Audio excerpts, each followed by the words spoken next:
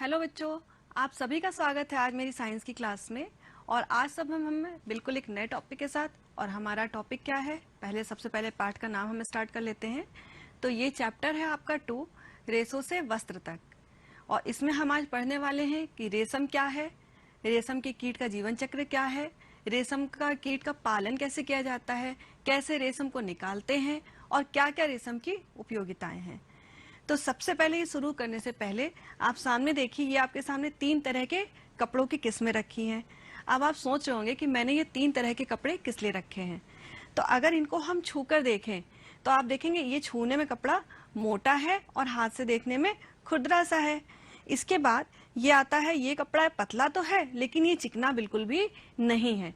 इसके बाद हम बात करते हैं इस कपड़े की, ये तो एकदम ही पतला है और ये बहुत चिकना और आप देख सकते हैं एकदम मुलायम है। तो इस तरह से कपड़ों की अगर हम बात करें, रेशों की बात करें, तो जो छूने में खुरदरा और मोटा है ये ऊनी रेशों से बना है और ये बना है आपका सूती रेशों से।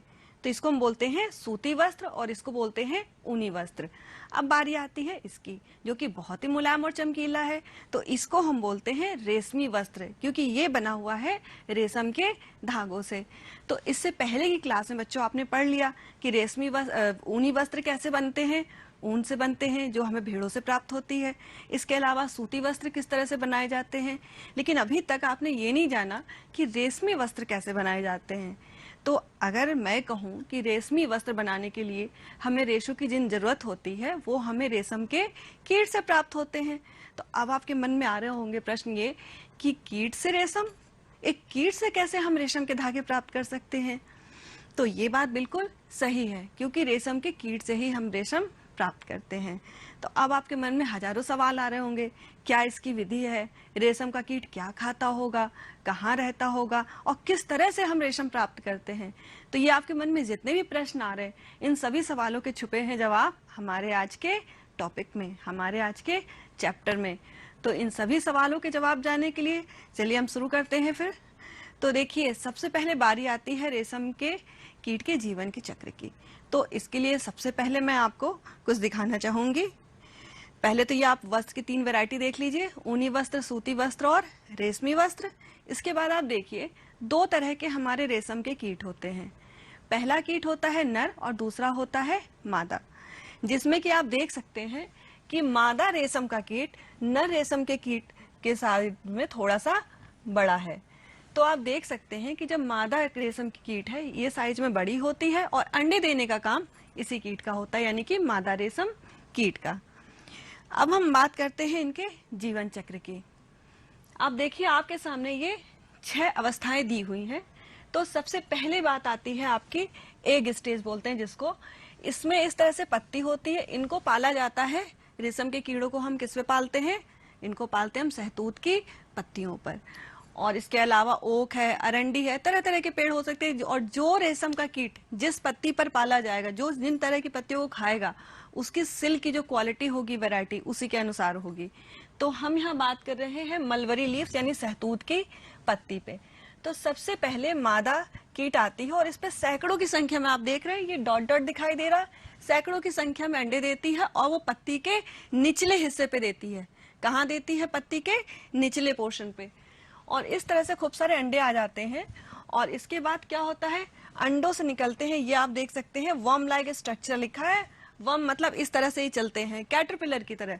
तो इनको हम बोलते हैं लार्वा या फिर कैटरपिलर, और इनको हम इल्ली भी बोल सकते हैं। तो इस तरह से ये जैसे ही निकलता है, ये क्या खाना चाहता है, हरी हरी पत्तियां। तो इसको जरूरत होती है हरी पत्तियों की, यानी कि शहतूत की पत्तियों को वो खाना शुरू कर देता है। इस तरह से 4 से 6 हफ्ते बीतते हैं। तो जैसे ही ये समय बीतता है, ये अपनी अगली अवस्था में प्रवेश करने के लिए बिल्कुल तैयार हो जाता है और इसका साइज हो जाता है बड़ा, करीब 4 इंच तक इसका साइज बड़ा हो जाता है। और इस बीच में ये अपनी बार बार स्किन को चेंज करता है। कितनी बार करता है, 4 बार करता है। जिस तरह से आपने सुना होगा स्नेक्स, जो सांप होते हैं उसमें अपनी केचली बदलते हैं, बस वही समझिए। इस तरह से ये भी 4 बार अपनी स्किन को शेड करते हैं, यानी कि चेंज करते हैं। उसके बाद इसकी अगली अवस्था आती है रेस्टिंग। रेस्ट में जिस तरह से हम दिन भर काम करते हैं और रात को सोते हैं, हमारी वो रेस्टिंग पोजीशन होती है। उसी तरह से रेशम के कीट भी जब अच्छे खासे बड़े हो जाते हैं 4 से 6 हफ्तों के बाद, तो ये पहुंचते हैं अपनी रेस्टिंग फेज में। रेस्टिंग फेज में पहुंचने से पहले देखिए इस तरह से इसके मुंह से ये पतली आपको दिख रही है, ये प्रोटीन युक्त ये लसदार एक पदार्थ होता है, ये इस तरह से इसके ऊपर लिपटता चला जाता है और ये गति करते हैं 8 के आकार में। ये इस तरह से 8 होता है, ये देखिए ये 8 के आकार में ऐसे घूमता रहता है आपका ये कैटरपिलर, और घूमते घूमते ये जो पदार्थ सिक्रीट हो रहा है ये अपने ऊपर लपेटता चला जाता है। तो फिर लपेटते लपेटते क्या होता है, इसको ये 4 दिन लगता है इस प्रोसेस में, और ये पूरी तरह से इस तरह से ये कवर हो जाता है। और इस तरह से लार्वा किस में पहुंच जाता है, यहाँ पर ये था देखिए लार्वा, और इसके अंदर ये चेंज हो गया प्यूपा में। तो इस तरह से प्यूपा युक्त गोल अंडाकार, ठीक है, रेशम के पदार्थ की संरचनाएं जो होती हैं इनको हम बोलते हैं कोकून। क्या बोलते हैं इसको, हम कोकून बोलते हैं। अब कोकून के अंदर इसमें कोई भी मोशन नहीं होता है, ये पूरी तरह से स्टेबल यानी कि स्थिर रहता है, ना तो कुछ खाता है ना कुछ हिलता है, ये बिल्कुल शांति से पड़ा रहता है। और धीरे धीरे इसके शरीर में बहुत सारे सेवरल चेंजेस होते हैं, और आप ये देख सकते हैं इसके अंदर का स्ट्रक्चर दिखाया गया है। ये प्यूपा में बहुत सारे धीरे धीरे चेंजेस होते हैं, जैसे हमारी बॉडी में ऑर्गन्स होते हैं वैसे इसके मौत की भी बॉडी में नए नए ऑर्गन्स डेवलप होना शुरू हो जाते हैं। तो यहाँ पे क्या होता है, ये है इसकी डेवलपिंग कंडीशन, यानी कि इसके अंदर के शरीर का विकास हो रहा है, और धीरे धीरे इसके अंदर ये वयस्क कीट पूरी तरह से बनकर तैयार हो जाता है। और फिर ये आप देख रहे हैं यहाँ से ये इसको काट के बाहर निकला और ये हमारा वयस्क कीट बाहर आ गया। तो ये है इस तरह से इसका पूरा जीवन चक्र। अब मैं आपको इसकी एक क्रियाविधि, एक अच्छी सी बहुत अच्छी गतिविधि या बता सकते हैं या गेम बता सकते हैं, मैं आप बताती हूँ आपको। करना क्या है आपको, जैसे मैंने दिखाया ये 6 अवस्थाएं, तो इस तरह से देखिए इसको हम सिर्फ 4 पार्ट में अगर बांटे तो पहले ये है एग, उसके बाद आता है लार्वा। तो ये देखिए ये क्या है आपका एग, और इसके बाद आता है लार्वा, और इसके बाद तीसरी पोजीशन हमारी आती है कोकून। क्या आती है आपकी कोकून, और सबसे लास्ट में हमारी आती है एडल्ट मोथ। तो इस तरह से हमारे ये कीट की जीवन चक्र की 4 अवस्थाएं। तो आपको इन चारों के पिक्चर बना लेने हैं कागज में, उसको कलर करना है और फिर गत्ते के टुकड़े लेने हैं और उस पर चिपका के और उसको अलग अलग टुकड़े काट के रख लेने हैं। अब आपके छोटे भाई बहन हो घर में या कोई भी हो या आप अकेले भी, इनको सेट करिए एक प्रॉपर क्रम में, और हर क्रम पे पहुंच के आपको उसकी विशेषताओं के बारे में बताना है या उस स्टेज पे पहुंच के उसमें क्या चेंज हुए। तो इस तरह से क्या होगा कि आप जब उनको सेट करेंगे एक एक प्रॉपर पूरी साइकिल में, तो धीरे धीरे आप भी सीखेंगे और आपके छोटे भाई बहन भी सीखेंगे। तो ये आपके लिए एक गेम भी हो जाएगा और एक सीखने के लिए बहुत अच्छी गतिविधि भी हो जाएगी। तो आपको इसको घर में बनाना है और इसकी प्रैक्टिस करनी है। तो अब मैं आपको यही चीज़ मैं आपको दिखाती हूँ प्रैक्टिकल करके। तो चलिए मेरे साथ देखने के लिए बिल्कुल तैयार हो जाइए आप लोग, और आप लोग इसको एंजॉय भी करने वाले हैं क्योंकि आप अपनी आंखों से देखेंगे रेशम के कीट को अपने सामने बनते हुए। तो चलिए देखिए, अब आप देख रहे होंगे कि आपके सामने एक यहाँ पर हरे रंग की पत्ती है और इस पे काफी गोल सी संरचना दिख रही है। अब आप सोचेंगे इतना बड़ा सा क्या है, लेकिन मैंने आपको दिखाने के लिए इतनी बड़ी संरचना रखी है। इस पत्ती पर एक ये है, क्या है ये है रेशम के कीट का अंडा। अब इस रेशम के कीट के अंडे में से क्या निकलने वाला है, लार्वा। देखिए ये निकला हमारा लार्वा, देख सकते हैं आप। और जैसे ही लार्वा निकला, इसको तो लगी है भूख, तो क्या करेगा ये खाएगा हरी हरी पत्तियों को, क्योंकि इसको लगी है भूख और इसको खाना है खाना। तो जब वो हरी हरी पत्तियों को खाएगा और इस तरह से 4-6 हफ्तों को इस तरह से खाता रहेगा, फिर इसका साइज खूब गोल मोलू सा हो जाएगा, बड़ा हो जाएगा, तो पत्तियों को खाना छोड़ देगा। और फिर क्या होगा, ये चुपचाप शांति से अब अपने मुंह से निकालेगा। इस तरह से आप देख रहे हैं क्या निकल रहा है, ये एक चिपचिपा पदार्थ निकल रहा है जिसको हम बोलते हैं रेशम के रेशे। और देखिए इस तरह से निकल रहा है इसके मुंह से, ये देखिए ये अपने मुंह से सिक्रीट करता है। और ये पदार्थ जो होता है इसमें एक प्रोटीन पाया जाता है जिसको हम बोलते हैं फाइब्रोइन प्रोटीन। क्या बोलते हैं, फाइब्रोइन प्रोटीन, जिसका ये तंतु बना होता है। और इस तरह से इसको ये अपने शरीर पे लपेटना शुरू कर देता है, जिस तरह से आप देख रहे हैं मेरे सामने। और इसकी पदार्थ को ये यूज करता है कोकून के निर्माण के लिए। तो ये इसके सलाइवा में ही मिक्स होता है और इसके तंतु ये इतने ज़्यादा मजबूत होते हैं कि स्टील के तार के से अगर हम कंपेयर करें तो ये उससे भी ज़्यादा मजबूती होती है इनमें। लेकिन एक चीज़ बताती हूँ मैं कि अगर इनको हम गीला कर दें तो ये 20% तक अपनी मजबूती को खो देते हैं। तो अब आप देख सकते हैं ये एक कोकून जैसी संरचना हमारे सामने बनकर तैयार हो गई है। तो इस तरह से ये आप देख रहे हैं बच्चों, ये इस पोजीशन में रहता है और इसमें होते हैं बहुत सारे चेंजेस। जैसा मैंने आपको बताया था कि प्यूपा किस में बदल जाता है, एक यंग मोथ में, यानी कि एक पूर्ण रूप से विकसित एडल्ट मोथ रेशम के कीट में। अब देखिए इसमें से क्या निकलने वाला है, अब होने वाला है मैजिक, क्योंकि ये इसको वैसे तो नॉर्मली यहाँ से एक ये होल करता है, काट के बाहर निकलता है, लेकिन देखिए मैजिक के लिए तैयार हुई है क्योंकि निकलने वाला है इसमें से एक यंग मोथ। और जैसा कि आप ये देख सकते हैं ये इसके अंदर से निकला एक, क्या निकला ये देखिए, वयस्क कीट। लेकिन जब ये बाहर निकलता है तो इसका शरीर बहुत ही गीला चिपचिपा और इसके पंख देख रहे हैं सब चिपके हुए रहते हैं। फिर ये निकलता है, अपने पंखों को इस तरह से सुखाता है, जैसे आप देख रहे हो इसके पंख पूरे खुल के आने लगते हैं जो अभी तक सिकुड़े हुए थे, चिपके हुए थे। और ये देखिए ये सुंदर सा हमारे सामने क्या आ गया, रेशम का कीट, जिसे हम बोलते हैं सिल्क मोथ। तो इस तरह से बच्चों आपने समझा कि पूरी जीवन की इसकी जीवन की प्रक्रिया क्या होती है, और ये नहीं नया कीट आएगा, अब ये फिर से अपने नए जीवन चक्र के लिए पूरी तरह से तैयार है। तो बच्चों होप यू आपने ये समझ लिया है अच्छी तरह से। तो इसके बाद अब हम बताते हैं आपको कुछ बातें कि देखिए ये जो रेशम का कीट है इसका जंतु वैज्ञानिक नाम क्या होता है। इसको हम बोलते हैं बॉम्बिक्स मोरी। क्या बोलते हैं इसको हम? बॉम्बिक्स मोरी, बॉम्बिक्स मोरी, इसको आप लर्न कर लीजिए, ये इसका जंतु वैज्ञानिक नाम है। ठीक है, अब देखिए रेशम का जो उत्पादन है इसकी शुरुआत कहाँ से हुई? तो इसकी शुरुआत हुई चीन देश से। सबसे इसका जो बड़ा उत्पादन करने वाला देश भी चीन है और इसकी शुरुआत करने वाला भी। और हमारा भारत पूरे विश्व का व्यावसायिक स्तर पे इसका उत्पादन कितना करता है? 13%। भारत से 13% रेशम का उत्पादन किया जाता है। इसके अलावा अब हम बात करते हैं कि इसकी मजबूती इसकी इतनी होती है कि जितनी कि स्टील के तार में भी नहीं होती। ये काफ़ी मजबूत होते हैं, सॉफ्ट होते हैं और बहुत चमकीले होते हैं और आरामदायक तंतु होते हैं। अब इसमें जो पाया गया, जो इसने लसदार पदार्थ निकाला, उसमें सबसे इम्पोर्टेंट बात है कौन सा प्रोटीन पाया जाता है। तो उसमें जो पाया जाता है प्रोटीन वो होता है फाइब्रोइन, FIBROIN। ये प्रोटीन बहुत इंपॉर्टेंट है, इसको लर्न कर लीजिए। तो इस प्रोटीन की हेल्प से यही प्रोटीन पाया जाता है जो चिपचिपा होता है पदार्थ, उसको भी हम बोलते हैं, उसको हम बोलते हैं सेरीसिन। सेरीसिन ये एक पदार्थ होता है जो बिल्कुल गम की तरह होता है, बहुत ही चिपचिपा सा होता है। तो देखिए पाया जाने वाला जो प्रोटीन है उसको हम बोलते हैं फाइब्रोइन, और जो उसमें चिपचिपा गम जैसा पदार्थ है उसको हम बोलते हैं सेरीसिन। तो देखिए इस तरह से बच्चों आपने देखा। अब बात आती है रेशम के कीट के पालन की। तो चलिए आगे बढ़ते हैं। रेशम के कीट के पालन को हम क्या कहते हैं? सेरीकल्चर। ये जैसा आप देख सकते हैं रेशम के कीट के पालन को हम कहते हैं सेरीकल्चर।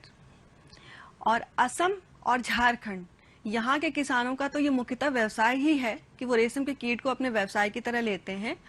और इसके अलावा कर्नाटक में ये सबसे बड़ा केंद्र है रेशम के उत्पादन का।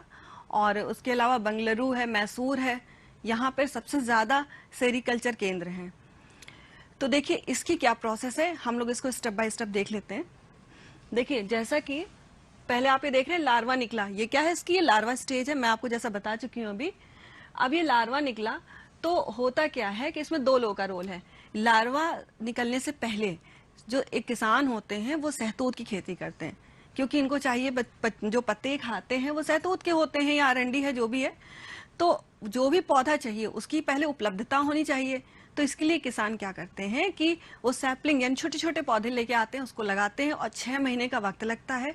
जब पूरी तरह से ग्रोथ हो जाती है पेड़ों की, फिर ये क्या करते हैं कि मादा कीट उस पर पालते हैं, इसके नर मादा कीट। और जैसे ही मादा कीट उस पर अपने अंडे देती है, उसको वो पेपर ले लेते हैं या फिर सूती जो होता है कपड़ा, उसकी पतली पतली पट्टियां बनाते हैं और धीरे से अंडों को उस पर झाड़ के निकाल लेते हैं।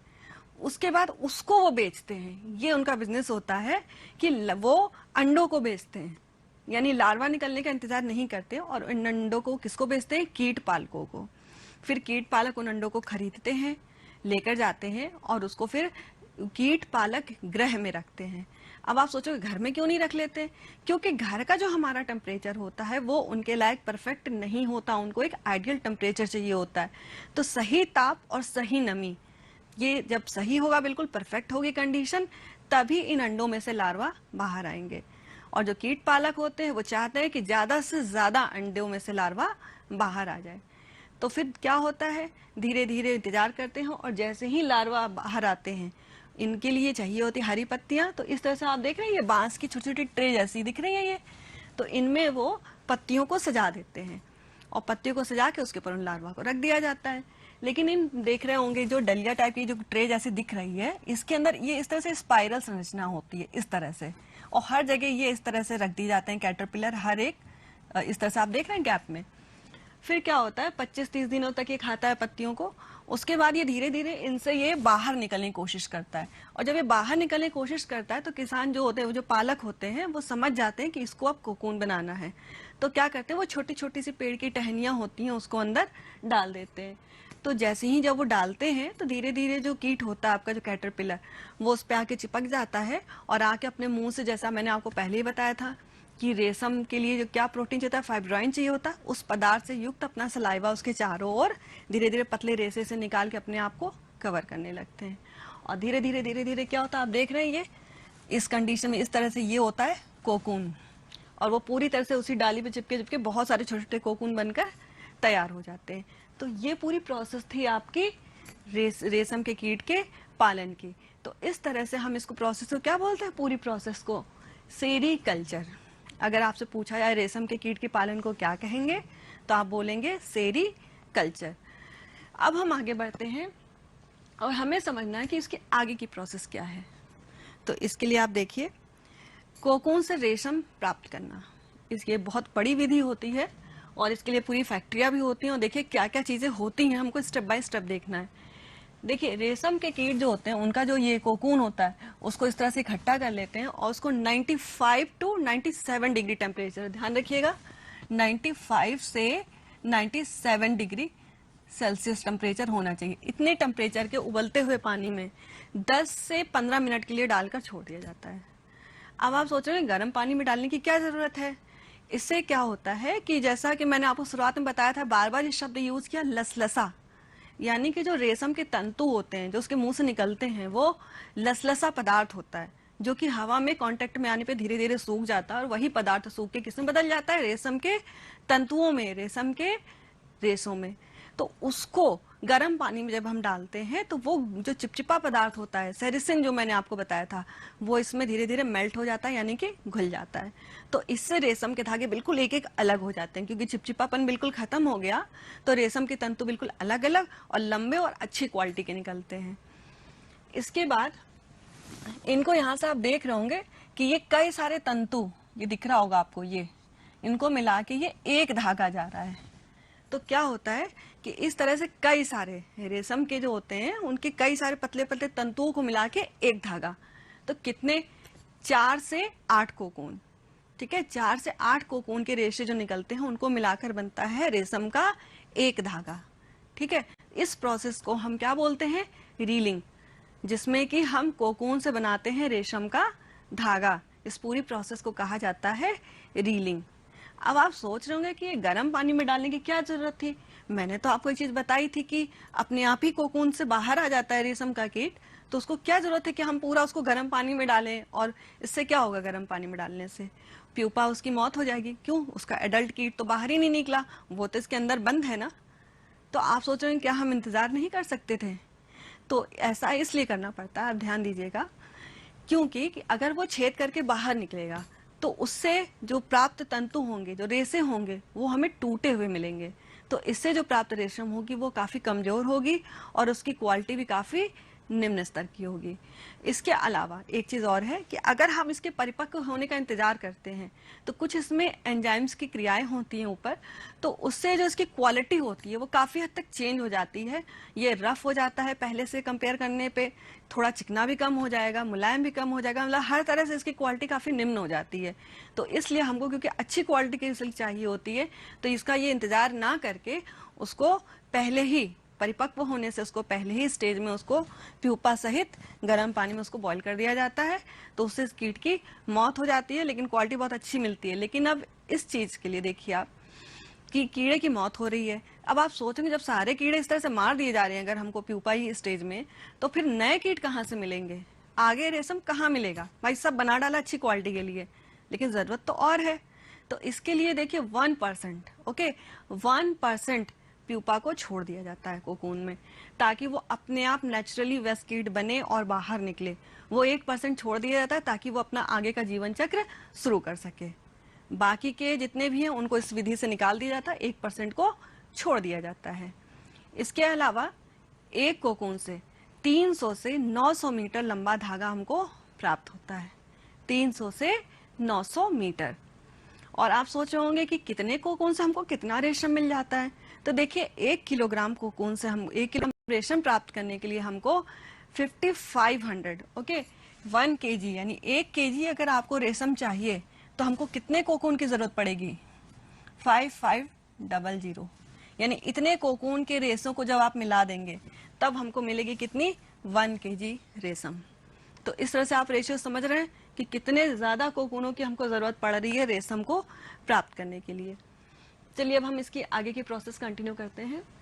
देखिए जब यहाँ से ये रीलिंग की प्रोसेस हो गई, कई सारे जब तंतुओं को रेशों को मिला के एक धागा तैयार हुआ रीलिंग, तो उसके बाद इनको आती है फिर धोने के बाद कलर करने के लिए डाइंग। देखिए प्रोसेस ये दिखा रहे हो, और इनको उसके बाद हम वॉश करते हैं। तो डाइंग प्रोसेस आप समझते होंगे, कलर करना, इसकी लच्छियां बना दी जाती हैं, फिर इनको मनचाहे अलग अलग रंगों में कलर कर दिया जाता है, और फिर ये मेन प्रोसेस इंपॉर्टेंट है वॉशिंग की, यानी कि धोना इनको। अब आप सोचेंगे कपड़े हैं क्या है, क्यों उनको धुला जा रहा है, धुलने की ऐसी क्या जरूरत पड़ गई? देखिए जैसा कि लसलसा पदार्थ है, सेरिसिन मैंने बताया था, क्योंकि ये चिपचिपा होता है, पूरी तरह से नहीं क्लीन होता है, तो इसलिए इसको गर्म पानी के बजाय उसके बाद इसको सर्फ वाले पानी में धुला जाता है। तो इससे ये पूरी तरह से एकदम क्लीन, एकदम साफ सुथरे, पतले पतले लंबे तंतु, और इसकी चमक भी बढ़ जाती है।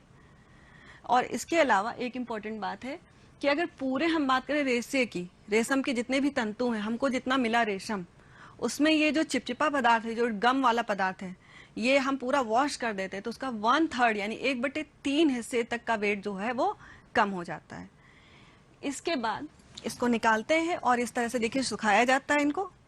इसके बाद इनकी अलग अलग लच्छियां बना के इस तरह से तैयार कर देते हैं।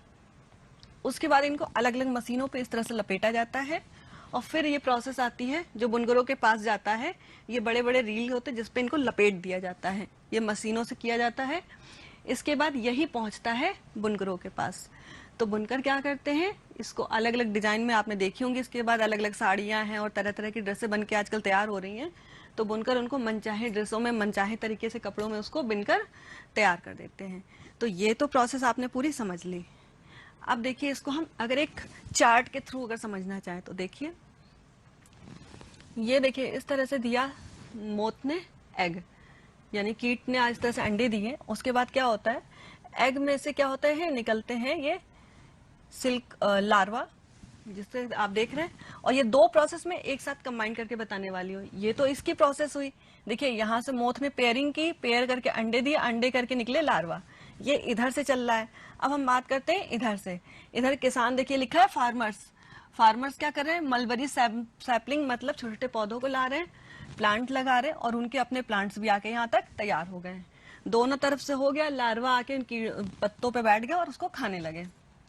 उसके बाद आप ये देख रहे हैं, इसको बोलते हैं स्पिन सिल्क कर रहे हैं, यानी कि ये अपने चारों ओर वही मुंह से लसलसा पदार्थ से प्रोटीन युक्त है उसको निकाल के अपने चारों ओर इस तरह से अपने आप को कवर कर रहा है। ये दिख रहा है इस तरह से, और धीरे धीरे धीरे धीरे किस में बदल जाएगा, ये बदल जाएगा, ये देखिए ये क्या है, कोकून।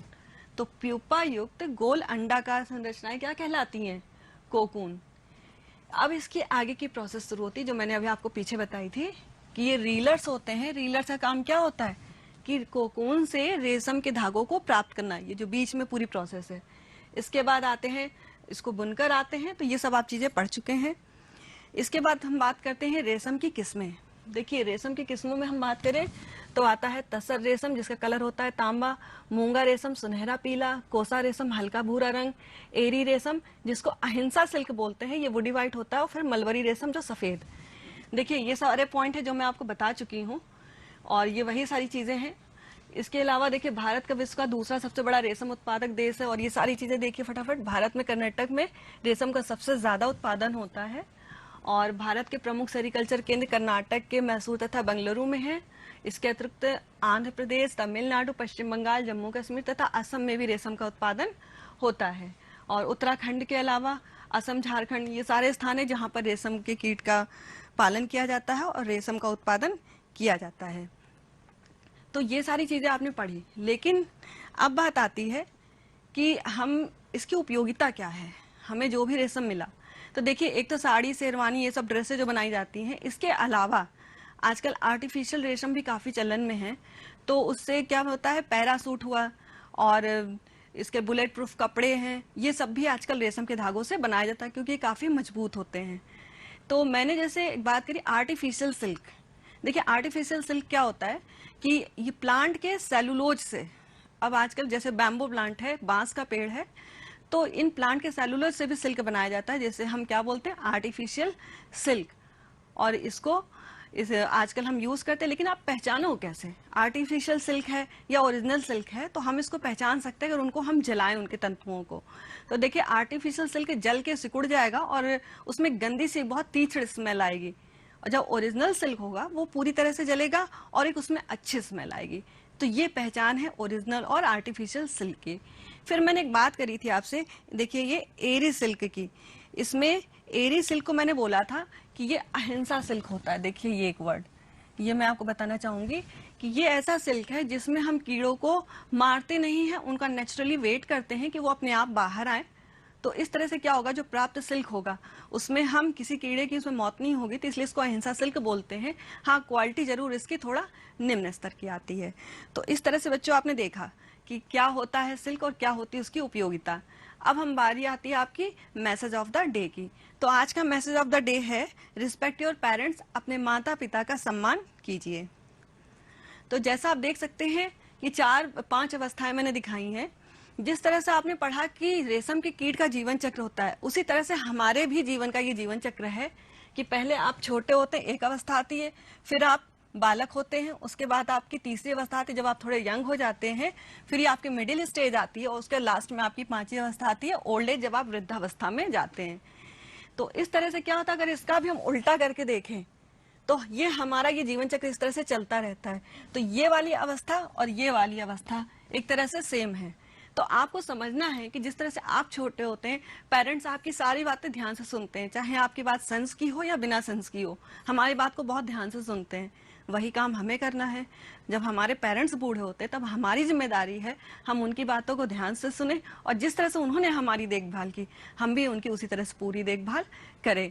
तो इस तरह से बच्चों आपने आज समझा कि रेशम क्या है और उसकी क्या उपयोगिता है और क्या उसका जीवन चक्र है, और इसके अलावा आपने ये मैसेज भी देखा। तो इसी तरह से अब आप घर पे रहिए, सुरक्षित रहिए, पढ़ते रहिए, और हम लोग मिलते हैं अपनी अगली क्लास में। तब तक के लिए बेस्ट ऑफ